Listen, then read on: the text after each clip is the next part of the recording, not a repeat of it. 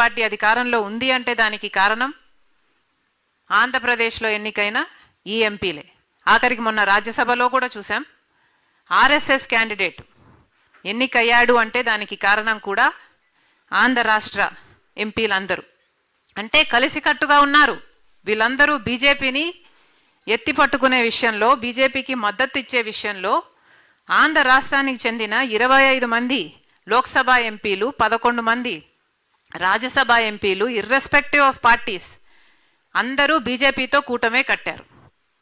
ఇది వాస్తవం. కానీ స్వార్థ రాజకీయాల కోసం కూటమి కడుతున్నారు. కానీ ఎందుకు విశాఖపట్నం స్టీల్ కోసం ఐక్యమత్యంగా ఎందుకు నిలబడటం లేదు? ప్రత్యేక హోదా కోసం ఐక్యమత్యంగా ఎందుకు నిలబడటం లేదు? పోలవరం ఎత్తు తగ్గిస్తున్నామని ఫ్లోర్ ఆఫ్ ద హౌస్లో చెప్తే ఒక్క ఆంధ్రప్రదేశ్ చెందిన, ఆంధ్ర రాష్ట్రానికి చెందిన ఒక్క ఎంపీ కూడా మాట్లాడలేదు. ఎందుకని? ఈ ఎంపీలంతా నిలబడితేనే ఏదైనా సాధించుకోగలం. ప్రజాస్వామ్యంలో చట్టసభలకి ఒక విలువ ఉంది. ఉన్న నాయకులకు చట్టసభలకు వెళ్ళడమే మానేస్తే ఇక చట్టసభలకు వాళ్ళకి ఎన్నికై ఏమి లాభం ఉంది? చట్టసభలకు వెళ్ళాలి, ఫ్లోర్ ఆఫ్ ద హౌస్లో కొట్లాడాలి, మన రాష్ట్రానికి రావాల్సిన మేలును సాధించుకోవాలి. ఈరోజు విశాఖపట్నం స్టీల్కు సంబంధించి ఇందాక అన్నగారు చెప్పినట్టు ఆ భూముల విలువ దాదాపు 20,000 ఎకరాల భూమి ఉంది. ఆ భూముల విలువ 4 లక్షల కోట్లు లేదా 5 లక్షల కోట్లు విలువ చేస్తుంది. అందుకోసమే మోడీ గారు ఆపరేషన్ సైలెంట్ కిల్లింగ్ అనేది మొదలుపెట్టారు విశాఖపట్నం స్టీల్ మీద. మొత్తం అంతా కుట్రలో భాగమే. ఒక్కొక్క విషయంలోనూ విశాఖపట్నం స్టీల్కు సంబంధించి రా మెటీరియల్ అయితేనేమి, క్యాప్టివ్ మైన్స్ ఇయ్యకపోవడం అయితేనేమి, ట్రాన్స్పోర్ట్ లాజిస్టిక్స్ అయితేనేమి, ఎన్ఎండిసి ఐఎన్ఓర్ అయినా సరే, బొగ్గైనా సరే, ఎలక్ట్రిసిటీ అయినా సరే, గంగవరం పోర్ట్ ఇచ్చేయడం అయినా సరే, ఇలా అన్ని విషయాలలో ఉన్న ప్రభుత్వాలన్నీ కుట్రతో విశాఖపట్నం స్టీల్ని ఈరోజు ఈ స్థాయికి తీసుకొచ్చాయి.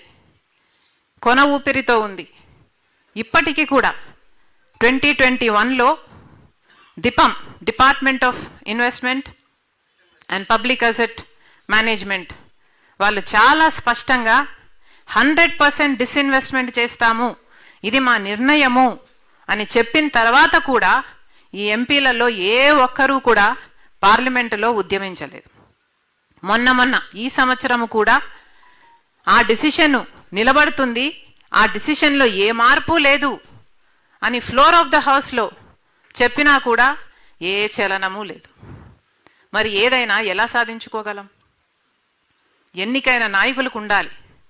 మేము ఎందుకు ఎన్నికయ్యాం, మమ్మల్ని ఎవరు ఎంపిక చేశారు, మేము ఎందుకున్నాం ఇక్కడ అని చిత్తశుద్ధితో వాళ్ళు పని చేయకపోతే ప్రజలు మాత్రం ఏం చేయగలరు? ఇప్పటికీ ప్రత్యేక హోదా వచ్చునుంటే మన రాష్ట్రం ఎక్కడో ఉండు. కానీ అధికారంలోకి వచ్చిన ప్రతి ఒక్కరూ వాళ్ళ స్వార్థ రాజకీయాల కోసం బీజేపీ పార్టీకి లొంగిపోయారు. ఇప్పుడు ఈ స్థితి. కనీసం ఒక రాజధాని ఉందా అంటే అది కూడా లేని పరిస్థితి. మరి ఎలా బ్రతకాలి? మన బిడ్డలకు ఉద్యోగాలు ఎలా రావాలి?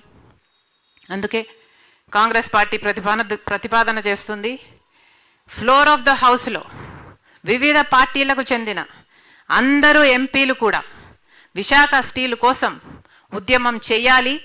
ఇది కాంగ్రెస్ పార్టీ డిమాండ్ చేస్తుంది. ఏ పార్టీ అయినా సరే, తెలుగుదేశం అయినా సరే, జనసేన అయినా సరే, వైసీపీ అయినా సరే, ఆఖరికి బీజేపీ అయినా సరే, ఆంధ్ర రాష్ట్ర ప్రజలకు న్యాయం చేయటం కోసం విశాఖ స్టీల్ మీద ఒక్క తాటి మీదికి రావాలి. అందరూ కలిసి పోరాటం చేస్తేనే ఇది మనం కాపాడుకోగలం. మళ్ళీ చెప్తున్నాం, ఇప్పుడు పెట్టిన తీర్మానానికి కాంగ్రెస్ పార్టీ కట్టుబడి ఉంది. మీరు ఏ తీర్మానం చేసినా విశాఖపట్నం స్టీల్